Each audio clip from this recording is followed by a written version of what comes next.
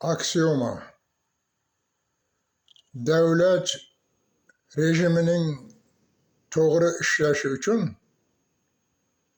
prezident vakolatini minimal darajaga tushirish, parlament boshqaruviga o'tish, viloyat va tuman hokimlarini hududlar kesimida bevosita xalq tomonidan saylash.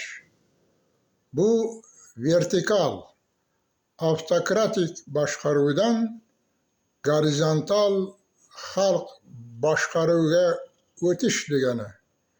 Yo'qsa poraxo'rlik, korrupsiya va monopoliyadan boshqa barcha sohalar cho'kib boraveradi.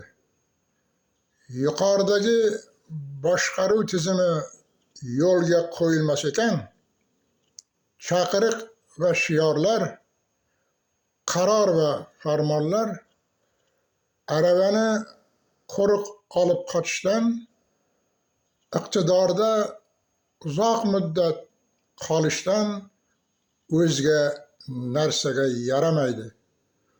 Bu mamlakat taraqqiyoti uchun isbot talab qilinmaydigan aksiomadir.